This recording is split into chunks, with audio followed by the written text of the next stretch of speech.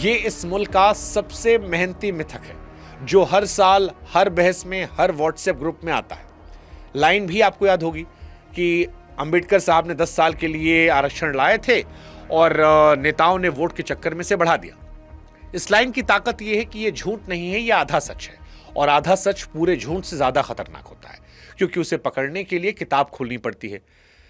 10 साल की सीमा असली है, वो सचमुच संविधान में लिखी हुई थी, लेकिन वो किस चीज पर लिखी थी ये आदमी नहीं बताता है जो इसको कोट करता है।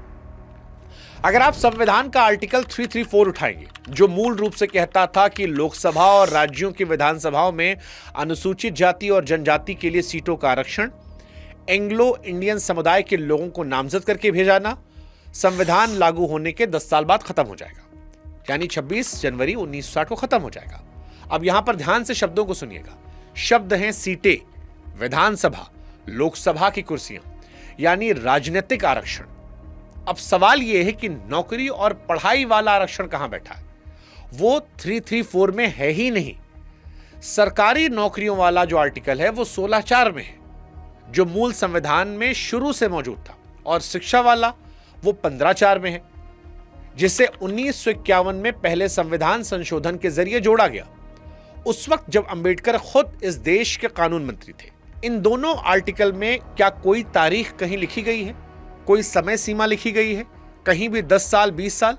जवाब है नहीं, एक भी शब्द नहीं लिखा गया है कहीं भी। अगर आपको मेरी बात पर भरोसा ना हो तो आप संविधान को पढ़ लीजिए।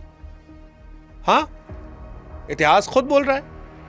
1959 में 8वां संशोधन आया, 1969 में 23वां, 1980 में 45वां, फिर 62वां, 95वां भी आ चुका है। 2019 में 114 जिसने यह आरक्षण 2030 तक बढ़ाया, एंग्लो इंडियन वाली व्यवस्था खत्म कर दी। हर बार 10 साल जोड़े गए, हर बार संशोधन हुआ, सिर्फ आर्टिकल 334 में सीटों में।